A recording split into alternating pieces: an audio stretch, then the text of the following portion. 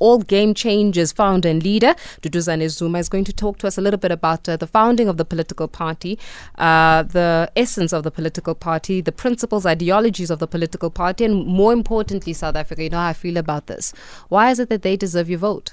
Because ultimately, you're not going to know who you vote for unless you understand exactly what do they stand for. DUDUZANE, much appreciated for your time. Welcome to Metro FM Talk. Ms. Mangope, thank you very much for having me. Well, let's talk a little bit about this. All Game Changers. We were having a bit of a chuckle off air that when we were going, yippee, you were starting a new political party, right? 1st of January, quite significant. Just talk to us a little bit about the thinking of the timing of the launch. Yeah, it's been a work in progress for the past 3-4 years.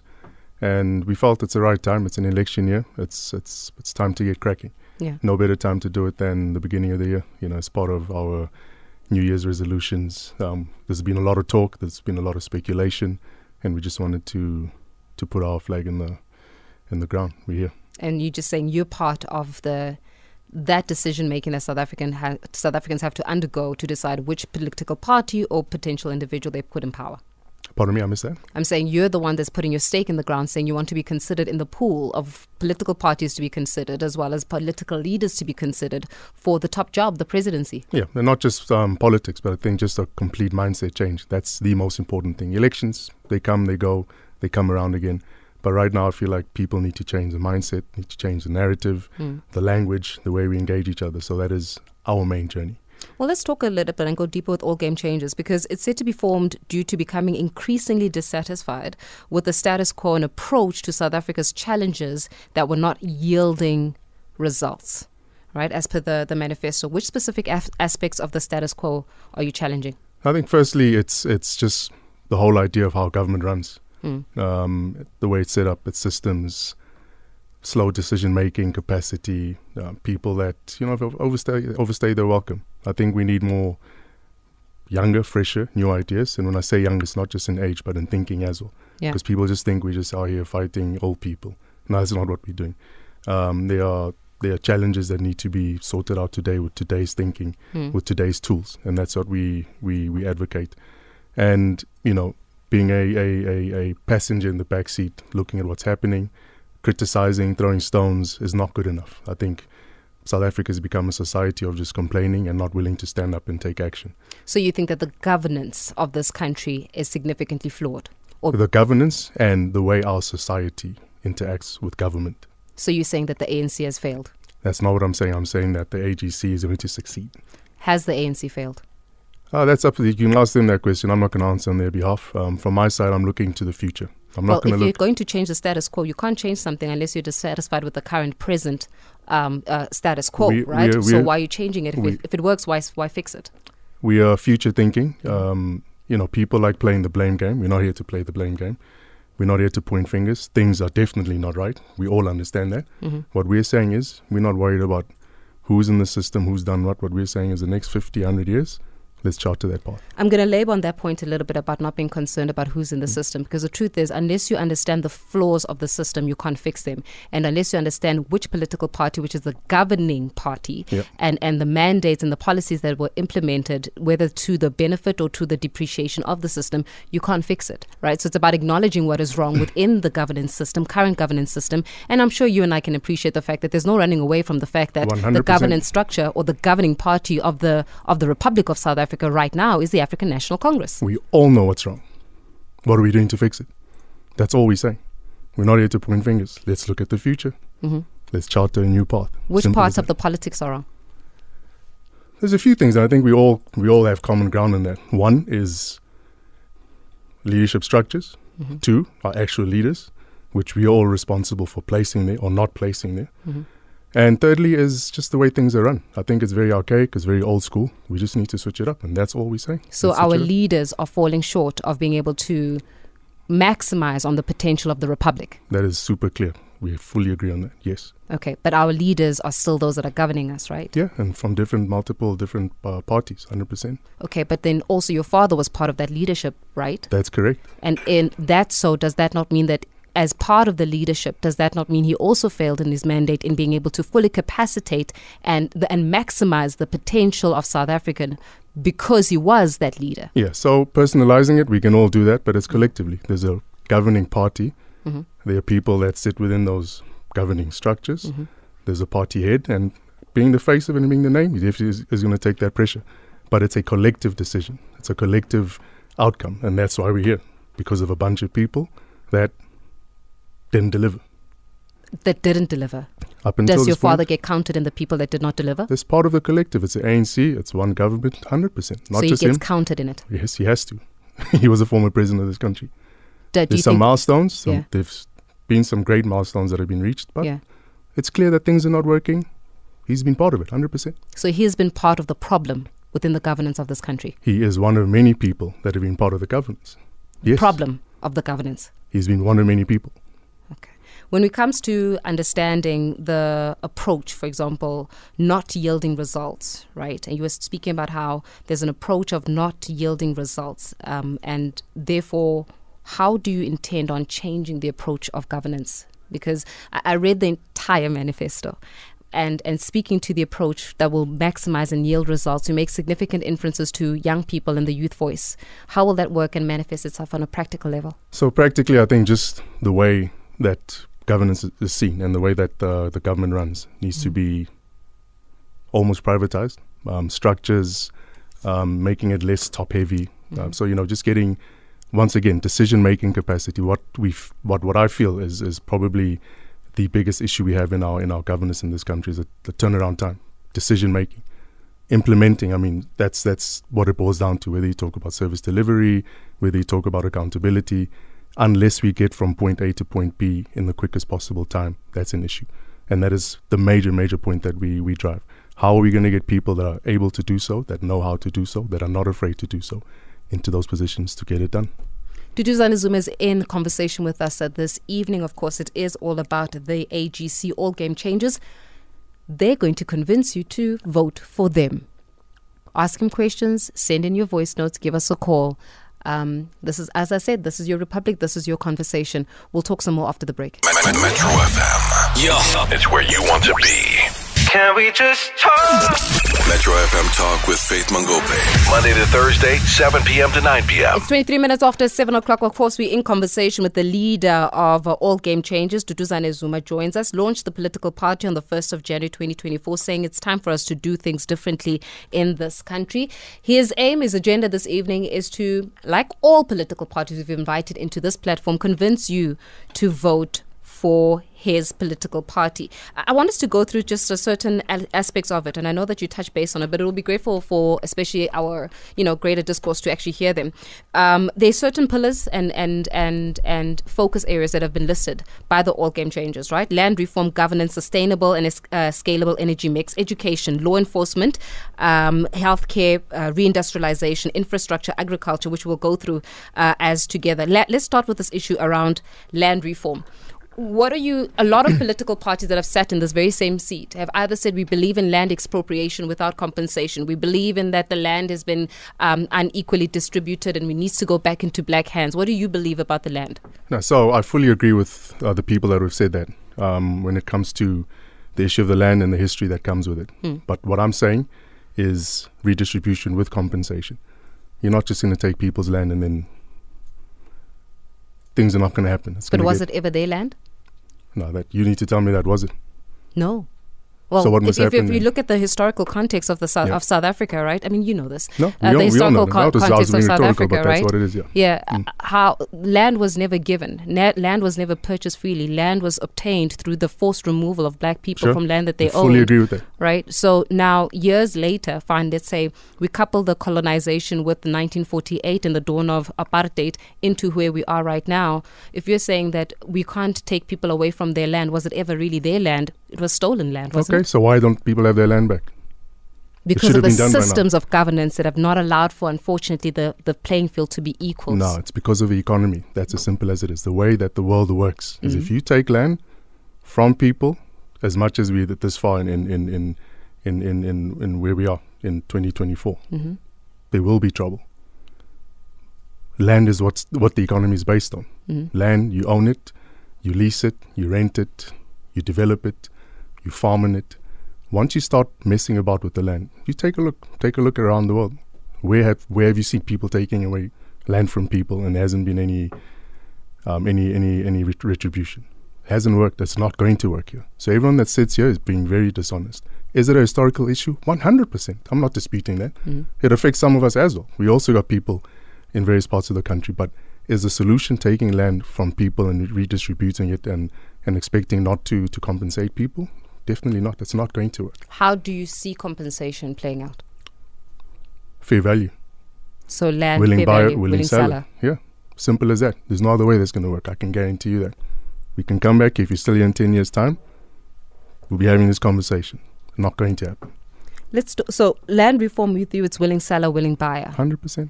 Okay, and then how do you make sure that once the land has been sold, where does that land go to? Is it going to be state-owned? And I base these conversations in the hypothetical event that you get 50+1. Right? And then you get the majority, and then now there's a conversation where All Game Changes is now in power. Some of the policies that need to be implemented include decisions making of this nature. Willing buyer, willing seller. That land goes to what? To the state, or that land now goes into private hands? That land goes into institutions where they've got agriculture specializing in it so that you can give it to students. Where does that land go? So it'll be a mixed bag, and it's going to be something that will be determined from the state, of course, because it's not also just going to be a handout. It's not a free-for-all, because we've seen people getting access to land and messing it up for all of us. You know, we take these things seriously. You give people opportunities, you give people land, but then a few years later that land is being handed back and it's a monumental failure. Not for everyone, but there's been a majority cases. Why? Because most of us don't know what to do with the land. That's a fact. It's great. It's a romantic idea to have your hands on a piece of land, but time to commercialize it, it's very difficult to do so because most of us don't understand what to do with it. Let's take a couple of your voice notes. I know that we've got stacks of voice notes as well. Dumelo might be going through some of these voice notes. So let's start off with maybe 3, and then we'll go into calls, and then we'll take a break, and then we'll come back again. So this is what you had to say. Hi, Faith. This is Ngonde in Cape Town. Long time, long stay. Man, I like to ask DUDUZANE based on my observation. Politicians, and to some lesser extent lawyers, lie for a living. All right? I wanted him to comment on that statement. Secondly, no one can undo death. From there, what is his view on the crime that is rampant in our country? Thirdly, on rape, I'm of the view that if we can do what is done by Colorado, that is not castrate, is inhumane, but basically castration done via the injection, it's more humane. What does it think about this? Hey, Metro family. Hi, Faith Magope. How are you? And I also want to greet your guest, Mr. DUDUZANE ZUMA. So, my question for you, Mr. DUDUZANE, is that what are you going to really do to help us as youth in this South Africa, in this jobless country? As you can see, everything is upside down. So, what and how? What are you really going to do? I think that's what I really want to hear from you, since you are a new party, you are young, so you've seen what is going on in our country. So what is it that you're going to do to help us? Thanks. This is Simply. I'm from Nongoma. Good evening, Faith. Shout out to you as always. I'm Sidiso from Ekoleni. I like politics. As a member of ANC, I want to ask to DUDUZANE on the studio, the MKA and the vision, what they gonna do to change the lives of South Africa, while ANC can do it. Thanks.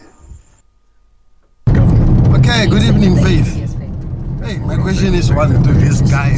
No, not mainly to him, to the Zumas. What is it with South Africa that they want so much? Because his father was president. He wants to be president. His aunt, Nkosazana Dlamini Zuma, also wanted to be president. Now we're going to have Edwin also wanting to be a president. No, man. Let the Zumas relax and chow the money that they stole in Dubai with the Guptas.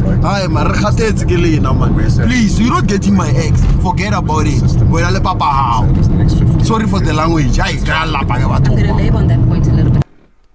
Look, everybody's allowed to, and as long as we keep it clean, everybody's allowed to have an opinion. 100%. And I'm welcome to, a different opinion. You are all welcome to have different political opinions. The truth of the matter is, political parties come here to say, vote for me. It is your responsibility to find out why is it that you should vote for them. So let's touch on a couple of some of the questions that were posed. One of the voice notes said, how do you respond to the notion that politicians lie for a living?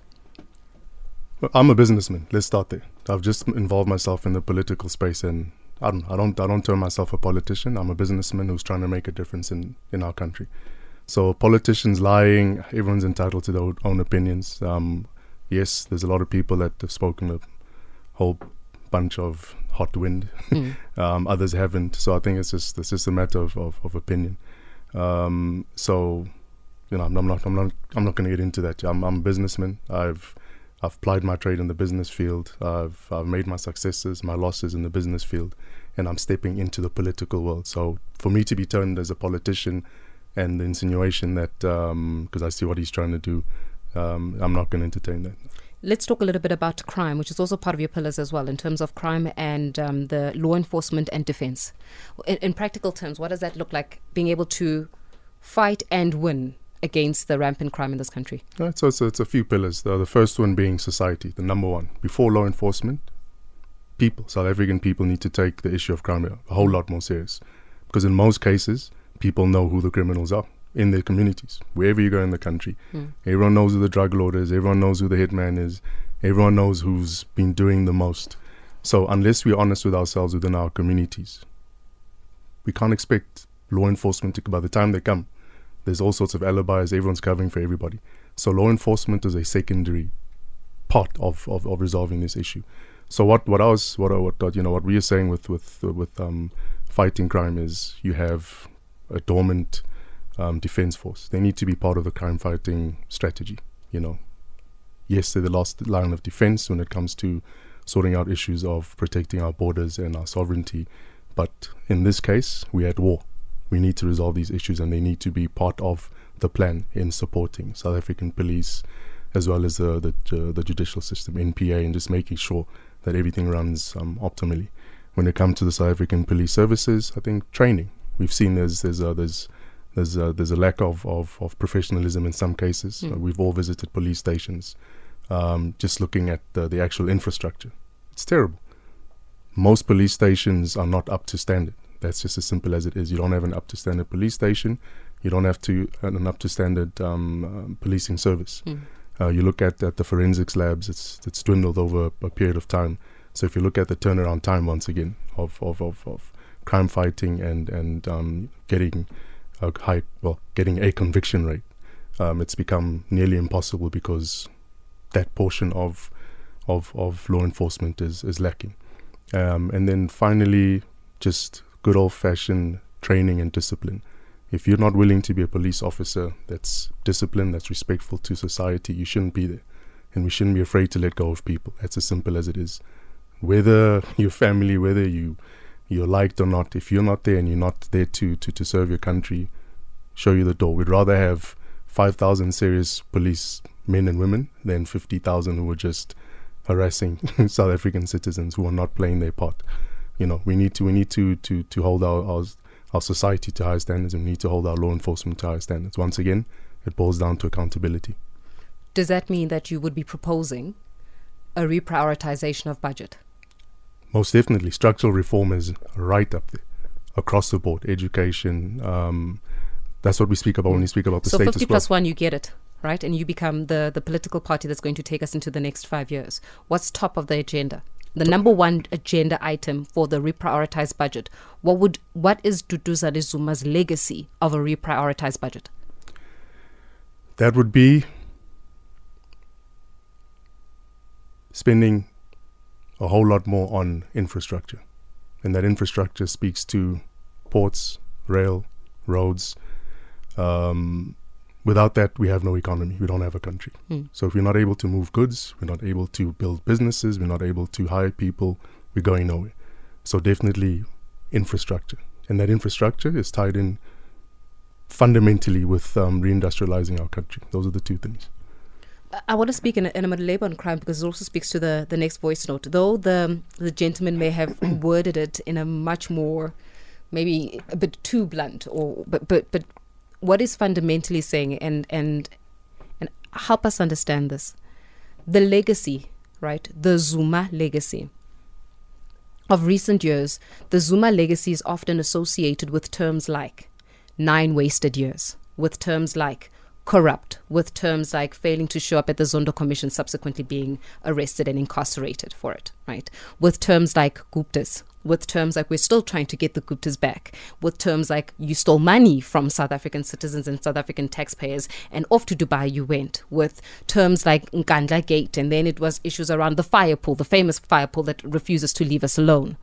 That is part of the legacy. In the mermaids, right? In the mermaids, there we go. You know, and the fire pool and the mermaid. So unfortunately, though it's also, and of course, we cannot hide away from some of the economic reforms that have happened under the leadership of former President Jacob Zuma. You cannot run away from the legacy left behind. Part of the legacy is thievery, corruption, taking advantage of the innocents, mismanagement of funds, getting a bunch of people to steal money from us and off to Dubai they ran away, or wherever it is that they are. I last heard they were in Switzerland, wherever it is that they are, that clearly as a South African government we have not as yet been able to locate nor bring them back into this country so that they can account for their crimes. So the legacy in itself has been tainted as individuals that steal from people instead of giving to people.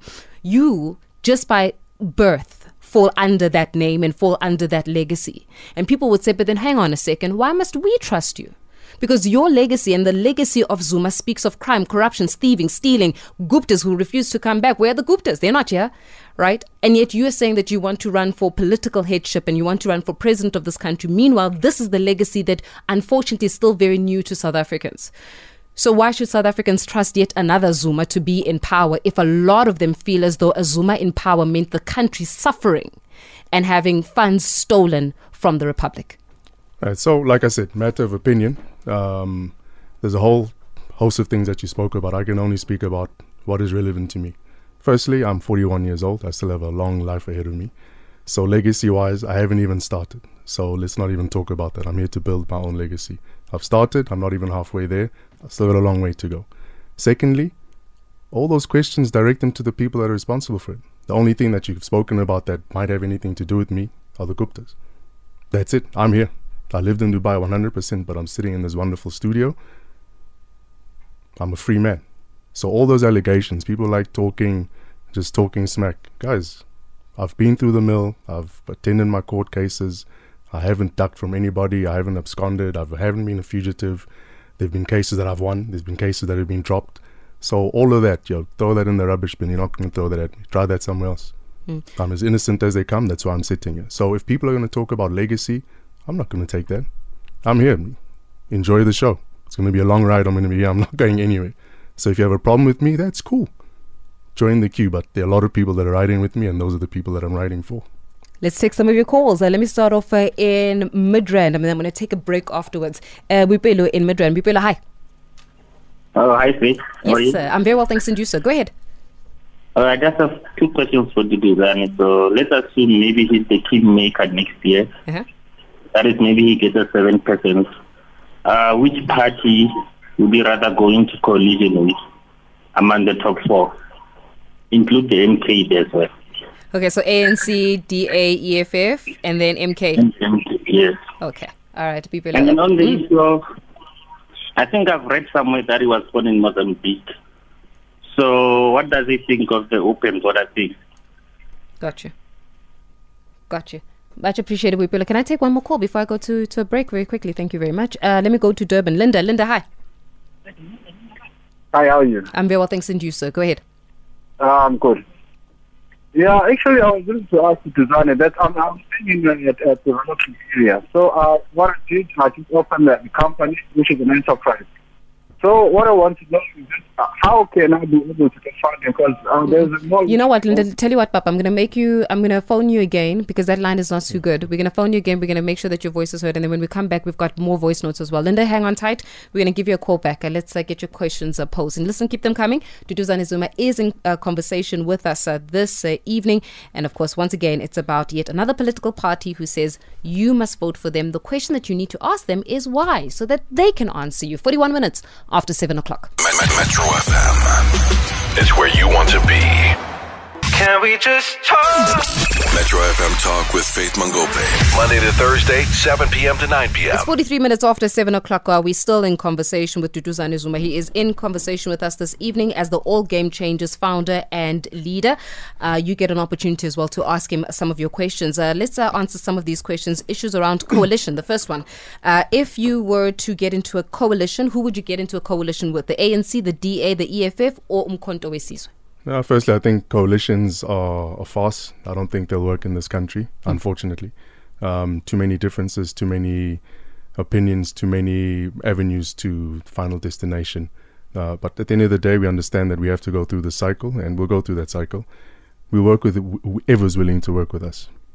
Okay, but who would you align better with? Whoever's willing to work with us. Would you ever go into a coalition with Umkhonto weSizwe? Whoever's willing to work with us. As long as we've got the same ideologies, the same mindset, the same goals in mind, let's go. That goes to any of them. So you'd rather not a coalition government in this particular election? You'd rather an outright win? A coalition government is not going to work in South Africa. As a matter of fact, I think it's going to stifle us terribly.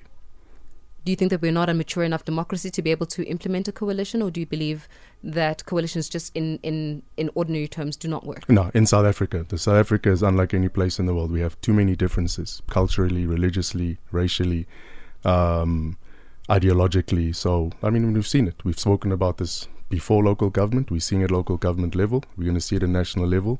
Things are not going to move. But if this is the route we're going to take, if this was what people want to see, we'll give it to them, and sooner than later, we're going to get back to one dominant force. What do you believe about the open border policy? No, definitely not the one. Just like anywhere else in the world, you've got to have checks and balances. We travel. I mean, even though I may have lived and I was born elsewhere, it's very simple. If you don't have your paperwork in check, you will be exited, sort your paperwork out, and you're more than welcome to stay. Let's take a couple more of your voice notes. I know I've got plenty. But it's not a free-for-all, yeah. It's not a free-for-all? Not a free-for-all, no. Definitely not. Hi, Faith. It's Pongaye. DUDUZANE says he's a businessman. The only aim for a business is to make profit.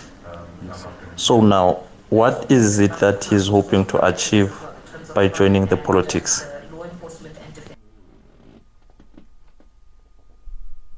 Good evening, Faith. This is Dumzampilo Pesulwete Gardens. I hope you're well.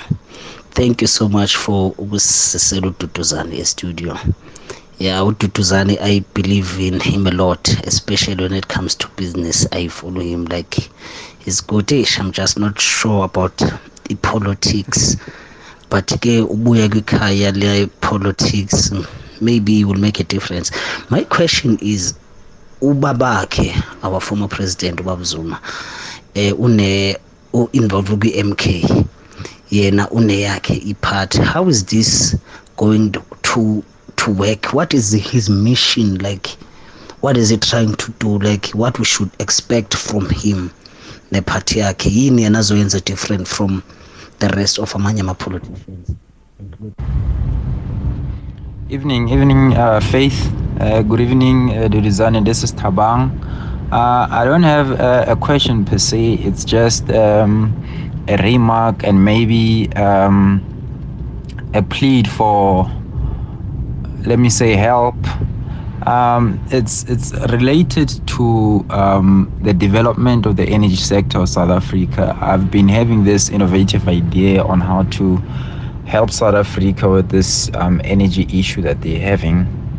By profession, I'm an engineer, and I have my master's in civil engineering. I'm currently pursuing my PhD. So I'm just not comfortable with sharing it with anyone, even investors that are looking to commercialize this particular idea. But if you guys can maybe point me into the right direction, that can be done off air, I'd appreciate that very much. And if you can maybe touch on it on air, on how people like me can go about pursuing these innovation ideas. Thank you. Good evening, Faith Mama, and good evening to DUDUZANE there. And then first question I have for him is, what kind of business industry is he in?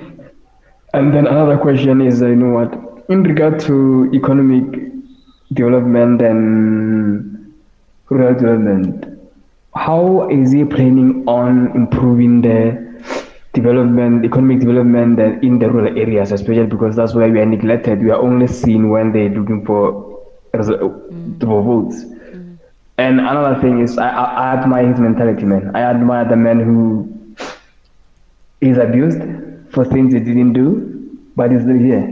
And one thing for sure, man, I think I admire that about you. And then, good luck in the elections. Okay, and let's pause it there. Let's pause it there, Dumelo. We've got lots more to go. I know I see also a couple of calls as well. Let's give you a chance to answer some of these questions. Let me start from the last one. Because this is very practical. Economic development, particularly when it comes to rural development, how do you see it manifesting? As I said, once again, you get the majority vote. Now you are in power. How do you implement economic development in the rural areas? So it boils down to reindustrializing, as I said. Every year we hear promises on jobs during speeches, and unfortunately the way of getting those jobs hasn't come about, because it's very simple. Unless you're creating those opportunities, it's not going to happen. So you have investors as a starting point who want to invest. They need to be given the comfort, the protection to invest. Get the investment grade up, get people comfortable enough to come and throw their money in South Africa. Secondly, you need to have a situation where the opportunities that are created in those areas. And if you look at rural areas, that's where you'll find a lot of mining activity. You'll find a lot of agricultural activity. So we focus on that, and I touch upon it in our manifesto when it comes to what we're planning to do, even from an agricultural perspective. We need to swell the middle class up. We need to get blue collar workers. We need to get people hands on. We need to get investors coming in lock stock to put money into these communities that have been neglected. So what we stand for is the broader majority, the silent majority that has been left disenfranchised. The communication levels, the understanding of what needs to be done, it's not there. So when it comes to the structural reforms, and there's been a theme that's popped up from some of the voice notes and some of the calls. People think that I'm here to be liked. You don't need to like me. I'm here to get the job done. Simple as that. The way that we're going to do it is by creating equal opportunities for all. That's at policy level. I'm not going to sit here and do the song and dance. I'm not that guy. I'm not that politician you expect to come and say, this is my promise. I'm not here making any promises. The one thing that I tell you that I will do is I'm going to level the playing field. The opportunities will be created. If you are serious enough to take those opportunities, it will be up to you. Because we have a situation where people are just sitting back and just waiting for things to happen. It doesn't work like that. So I'm not here to please you and please your ears on what needs to be done. I'm here to say, guys, this is what we're going to do. Our plan is to go and change the way the rules, the terms of engagements, terms and conditions for how we are governed and the opportunities that come our way happen. Once that is done, you'd better be ready. And if you're not, you're going to fall by the wayside. Survival of the fittest. Simple as that. And the way that we're going to appoint people into these positions is by appointing ministers that are capable, that are experienced in that field. So it's going to be an open process. It's going to be, because what do people like talking about? Transparency. It's not going to be whether you vote for us or not. We're not worried about it. You can be from a different party, but if you have the requisite skills, you're up. Let's go. If you fumble, you're out as equally as you came in. So it's about leveling the playing field and for people to get opportunities to come their way. There's certain rules that have to change. Simple as that. How do you achieve structural reform without addressing the Constitution in its current form? And what are your thoughts of the Constitution in its current form? The Constitution in its current form, does it speak to the structural reform that you're talking about? Definitely not. I'm a prime example in some cases of the Constitution. The Constitution hasn't served me. My constitutional rights have been trampled upon. So there are definitely some things that need to change with no explanation. But when it comes to the Constitution and the way that structural reform happens, of course the Constitution, there's definitely some tweaking that needs to happen at a constitutional level for us to start dealing with the structural reforms 100%. Which part of the Constitution would be the place or the aspect that you start, the place that you start with? Where would you start when it comes to South Africa's Constitution in some of the way in which it's been written? Economic inclusion, 100%. How does economic inclusion happen without addressing economic injustice?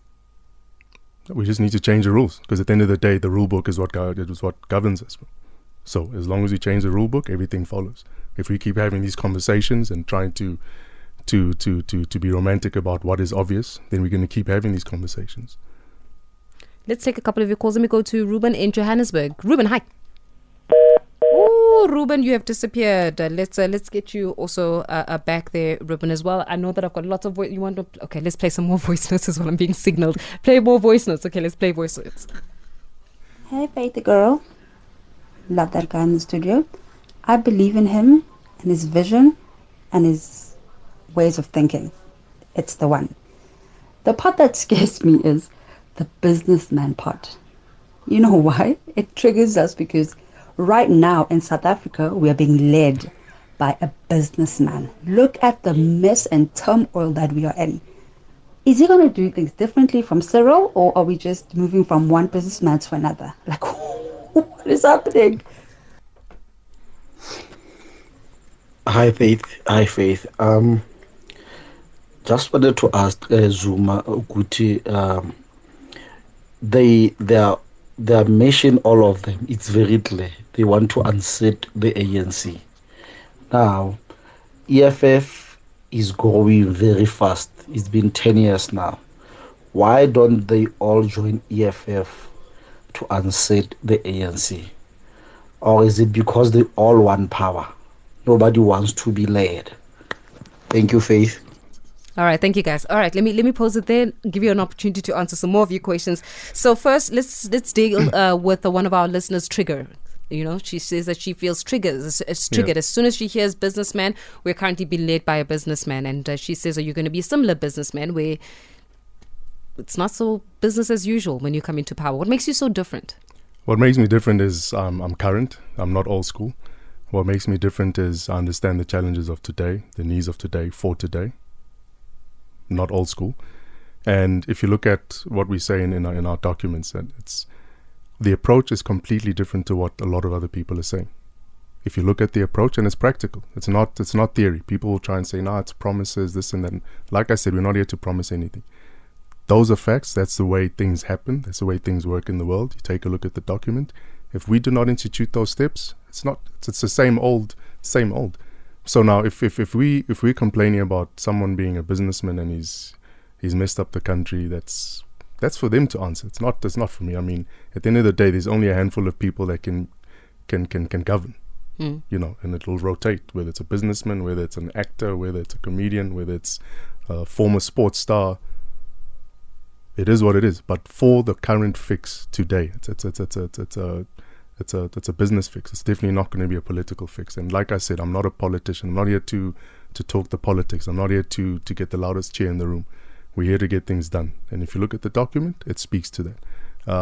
You know, and we're not here to point, like I said, to point fingers at people. This is what it is. We're not. I'm not here to be. I like to say, I'm not here to win people over. I'm here to work with people. Well, in order for you to win an election, you have to win people over. No, people need. You see, this is the problem. What happens is people come and sit here. This needs to change. People sit out there. They'll call. They'll criticize. They'll sit and say, "What is it that you're doing for me? What is it that you're doing for yourself?" I'm an ambitious person. There's people here busy saying, "No, another Zuma, this and that." I'm saying, guys, if you don't have ambition, that's your problem. I'm an ambitious cat. That's why I'm here. So your voice means absolutely nothing to me because I know what it means to be a go-getter. If you're not a go-getter, keep talking rubbish. That's your problem. We'll carry on and we'll meet up in the front. Why don't you join the EFF as per one of our listeners? Yeah, so from my side, if you look at some of the points that we raise, if you look at ideologies, I think there's stark difference. Yeah, there's stark differences. It may not be many of them. There's things that we may see similarly, but I think some fundamental things we see differently.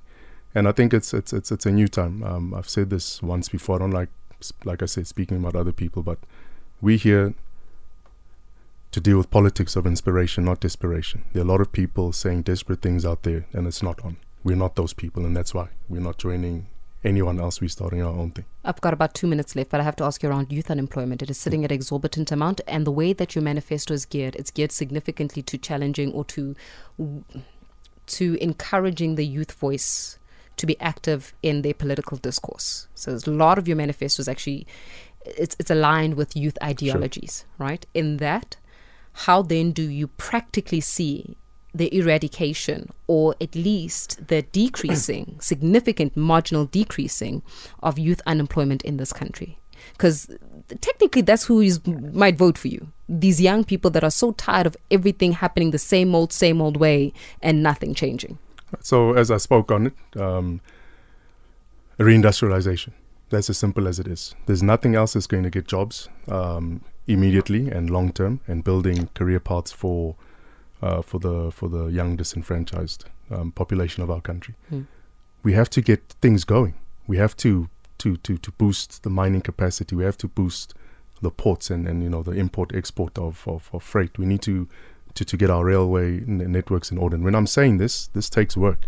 Yes, we live in a technological era. Yes, we need technological advances to run government as well, and those will be some key introductions. But unless we are creating those opportunities for people, it's not going to happen. So reindustrializing means all the textile mills that have been closed in parts of the country, to reopen them. If it means to stop importing, especially the cheap imports from different parts of the world, then so be it. We need to focus on internalizing and producing, become a consumer as a country. We're buying from everyone else for things that we can and have manufactured. We need to bolster that. And then finally, my point for the youth that sit there and are trying to make a decision on which way to go. The starting point is you need to take yourself seriously, because a lot of young people in this country that don't take themselves seriously. They don't take this mission seriously. So what we're saying is, if you're looking for options, there are options. It's not just me.